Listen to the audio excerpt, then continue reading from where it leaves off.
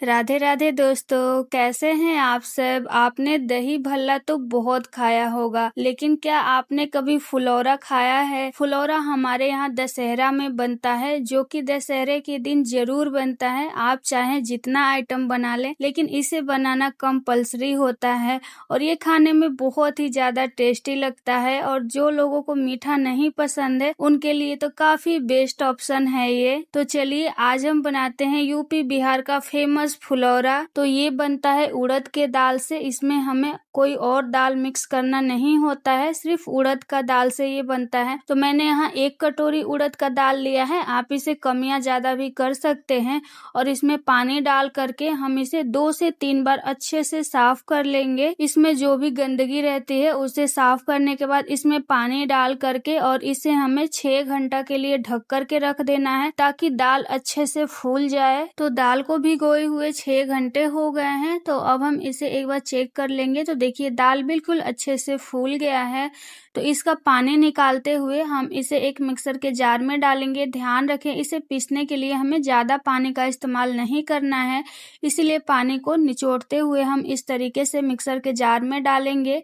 और डाल करके हम इसमें थोड़ा सा पानी डालेंगे, जैसे 1 से 2 चम्मच के करीब। आप इसे रुक रुक के पल्स मोड पे चलाएं। तो देखिए मैंने इसी तरीके से सारा दाल पीस करके तैयार कर लिया है। इस दाल को पीसने में अगर आप ज्यादा पानी का इस्तेमाल कर लेंगे तो जो फुलौरा है हमारा गोल गोल नहीं बनेगा, वो चपटा बनने लगेगा। दाल निकालने के बाद इसी मिक्सर के जार में हम डालेंगे बारीक कटा हुआ अदरक, काली मिर्च, लौंग, आधा चम्मच जीरा और 2 बड़ी वाली इलायची लेना है हमें, छोटी इलायची नहीं डालना है। और इसे डाल करके बिना पानी डाले इसे भी हमें दरदरा ग्राइंड कर लेना है। तो चलिए हम एक मसाला तैयार कर लेते हैं। उसके लिए गैस ऑन करके एक बर्तन रखेंगे और इसमें डाल देंगे 2 चम्मच साबुत धनिया और 1 चम्मच जीरा, यानी कि हमें जितना धनिया लेना है उसका आधा हमें जीरा लेना है। और इसको लगातार चलाते हुए हम भून लेंगे जब तक कि इस पर हल्का सा ब्राउन कलर नहीं आ जाता और अच्छी सी खुशबू ना आने लगे, तब तक के लिए हम इसे लगातार चलाते हुए भून लेंगे। तो जो मसाला है बिल्कुल अच्छे से भून गया है। आप देख सकते हैं कि हल्का ब्राउन कलर आ गया है इस पर। तो अब हम गैस का फ्लेम ऑफ कर देंगे और थोड़ा सा ठंडा होने देंगे। जब थोड़ा सा ठंडा हो जाए, इस मसाला को हम एक खलबट्टे में डालेंगे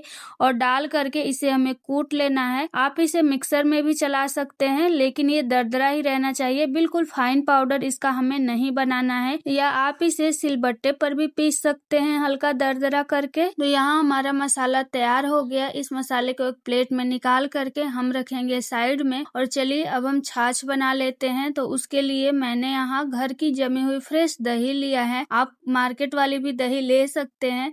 और आधा केजी के करीब हम दही लेंगे और ले करके इसे हमें अच्छे से फेंट लेना है। बिल्कुल भी इसमें लम्स वगैरह नहीं होना चाहिए। तो मैं यहाँ मथनी का इस्तेमाल कर रही हूँ। आप चाहें तो जो हैंड विस्कर होता है उससे भी इसे फेंट सकते हैं। तो जब तक कि इसका सारा लम्स खत्म नहीं हो जाता है, तब तक के लिए इसे हमें मथ लेना है। इसे अच्छे से मैंने मथ लिया है। देखिए इस तरीके से एकदम स्मूथ बन गया है ये।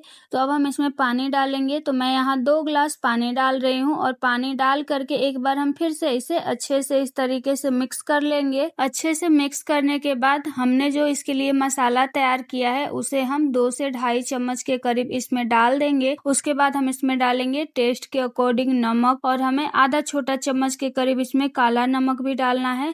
काला नमक आपको जरूर डालना है। डाल करके इन सारी चीजों को हम छाछ में अच्छे से मिक्स कर देंगे। तो ये हमारा फुलौरा भिगाने के लिए मसाला छाछ बन करके तैयार है। तो इसे हम रखेंगे साइड में। और चलिए अब हम फुलौरा बना लेते हैं। तो हमने जो उड़द की दाल पीसी थी उसे अब हमें अच्छे से फेंटना है। तो लगभग इसे 8 से 10 मिनट हमें इसी तरीके से हथेलियों की मदद से फेंट लेना है। आप इसको फेंटने में बिल्कुल भी कंजूसी ना करें। आप इसे जितने अच्छे से फेंटेंगी उतना अच्छा है हमारा फुलौरा बन करके तैयार होगा, अंदर से एकदम सॉफ्ट और स्पंजी। इसीलिए हमें इसे अच्छे से फेंटना है। तो मैंने यहाँ लगभग इसे 10 मिनट के लिए फेंट फेंट लिया है और अब हम इसे चेक करेंगे। तो थोड़ा थोड़ा दाल को उठा करके हम पानी में डालेंगे। तो पानी में डालने के बाद इस तरीके से जो दाल है वो तैरना चाहिए। अगर नहीं तैर रहा है यानी कि अभी अच्छे से इसकी फेटाई नहीं हुई है तो आप इसे 5 मिनट के लिए और फेंटे। लेकिन ये दाल तैर रहा है तो अब हम इसमें ये मसाला डाल देंगे जिसे हमने दरदरा पीस करके रखा था। थोड़ा सा हल्दी पाउडर डालेंगे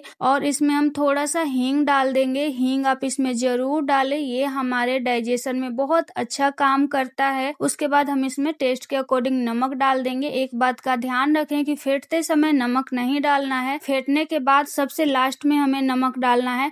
अगर आप पहले ही नमक डाल कर इसे फेंटेंगे तो बिल्कुल गीला हो जाएगा, फिर फुलौरा अच्छा नहीं बनेगा। तो सबसे लास्ट में ही हम इसमें नमक डालेंगे और डाल करके इन सारी चीजों को हम मिक्स कर लेंगे। तो ये फुलौरा बनाने के लिए बिल्कुल रेडी है। अब हम फटाफट गैस ऑन करके कढ़ाई रख देंगे और इसमें तेल डालकर हम इसे अच्छे से गर्म होने देंगे। जब तेल गर्म हो जाए हम हाथों को पानी से भिगोएंगे इस तरीके से, और भिगो करके हमें इस तरीके से उठाना है। देखिए, आपको जितना बड़ा या छोटा बनाना है उसके हिसाब से आप उठाएं और उठा करके हमें इसे तेल में डालते जाना है।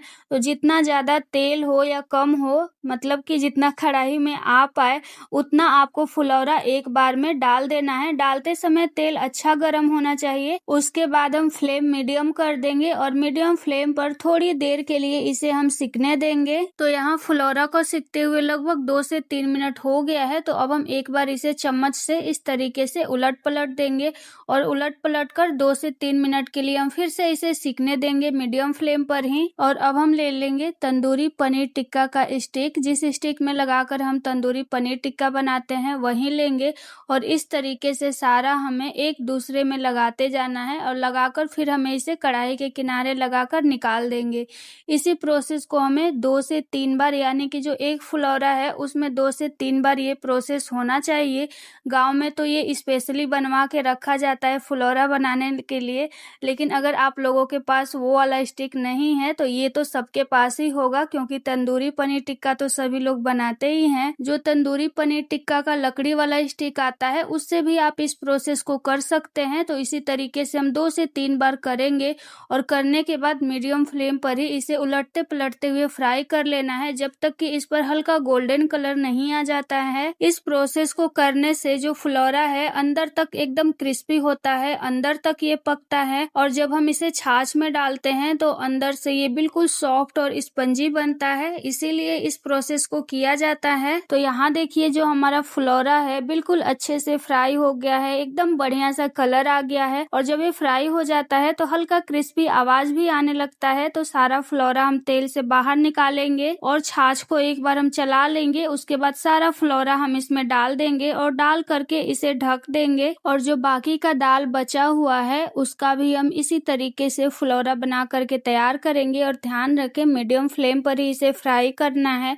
तभी ये अंदर तक एकदम क्रिस्पी होगा और अंदर तक पकेगा। तो ये हमारा दूसरा बैच का भी सारा फुलौरा बन करके तैयार है। तो इसे भी हम तेल से बाहर निकाल देंगे और इस फुलौरा को आप स्नैक्स के रूप में भी खा सकते हैं। जैसे इसे तेल से निकालने के बाद बिल्कुल गर्मा गर्म आप किसी भी चटनी के साथ इसे सर्व करें, बहुत ही ज्यादा टेस्टी लगता है ये खाने में। तो पहले वाला जो हमने फुलौरा को छाछ में डाला था उसे भीगे हुए लगभग आधा घंटा हो गया है। तो आधा घंटा बाद हम इसे एक बार ऐसे उलट पलट देंगे ताकि ये चारों तरफ से अच्छे से फूल जाए। और हो सके तो आप इसे भिगोने के लिए बड़े बर्तन का ही इस्तेमाल करें। मेरा बर्तन थोड़ा सा छोटा हो गया था और उलट पलट कर इसे ढक देंगे। तो इसे हम 1 से 1.5 घंटे के बाद ही सर्व करेंगे। 1 से 1.5 घंटे के लिए आप इसे छाछ में ही रहने दें। फुलौरा जब अच्छे से फूल जाए तब हम इसे सर्व कर लेंगे। तो इसे मैं एक प्लेट में निकाल रही हूँ और इसके ऊपर थोड़ा सा भुना हुआ जीरे का पाउडर छिड़क देंगे और थोड़ा सा लाल मिर्ची। तो ये हमारा फुलौरा अब सर्व करने के लिए रेडी है और इसे मैं कट करके दिखाती हूँ। देखिए कितना स्मूथली ये कट हो रहा है।